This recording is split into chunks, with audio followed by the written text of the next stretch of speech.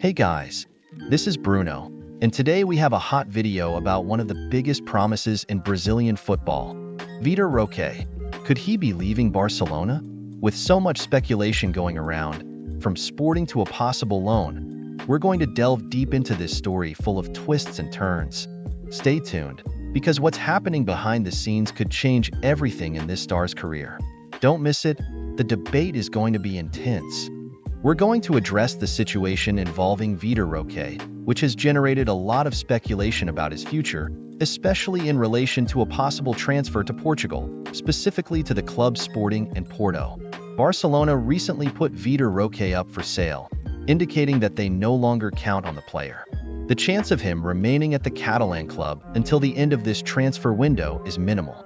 Barcelona intends to sell the player to balance its finances or to reinvest in the transfer market. This decision was made just 6 months after the arrival of the player, who cost Barcelona around 75 million euros, including taxes and variables that have not yet been covered due to the player's limited playing time. However, this situation raises important questions about the club's management and the adaptation of young talents to big European teams. Vitor Roque is a player who is only 19 years old and arrived at Barcelona from Brazilian football, a completely different reality. At the Catalan club, he faced a turbulent environment, with Coach Xavi's work being constantly questioned, which added pressure to the young player. This pressure may have contributed to his lack of performance, leading to the club's decision to put him on the market. Recently, clubs such as Porto and Sporting have been inquiring about Vitor Roque's situation. Porto have shown interest in a loan with a future purchase option, but Barcelona's financial demands are above the Portuguese club's current possibilities.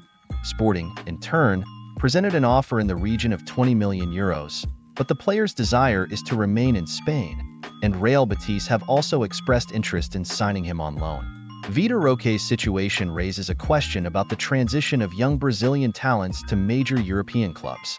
Leaving early for major clubs, such as Barcelona, may not be the ideal path for all players, especially considering the need for adaptation and maturation. Successful examples, such as the cases of Vinicius Jr. and Rodrigo at Real Madrid, show that a period of maturation is essential for the development of young players, something that may not have been properly considered in the case of Vitor Roque. This situation also highlights the European market's eagerness to secure the next great promises of Brazilian football, often without adequate planning for the adaptation of these players. The example of Real Madrid, which signed young players and gave them time to develop, is a model to be considered, but even this process does not guarantee absolute success. In the case of Vitor Roque, the future is still uncertain, but the decisions made in the coming days will be crucial for the development of his career. The possibility of a transfer to Portugal, where he could have more playing time and less pressure, could be an interesting solution for his development as a player. Barcelona's management of its players has been the target of much criticism in recent years, reflecting a series of misguided decisions that have negatively impacted the club's performance and the development of its players. The case of Vitor Roque is just another example of how the club has been mishandling young talent.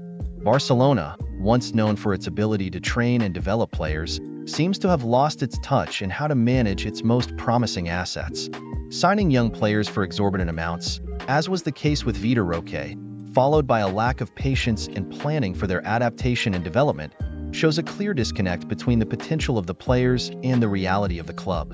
Placing a young talent in situations of extreme pressure, expecting immediate results without offering the necessary support, has become common practice at the club.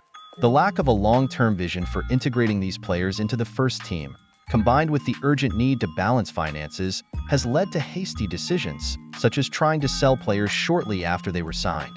This type of mismanagement not only affects performance on the field, but also devalues players, who go from promising prospects to disposable players in a matter of months. The internal and external pressure for these young players to deliver quick results in such a competitive and unstable environment ends up undermining the confidence and development of the players, damaging both their careers and the future of the club. Barcelona, once a model of talent management and development, urgently needs to review its strategy if it wants to once again be a reference in player development and ensure that cases like Vitor Roque's do not happen again.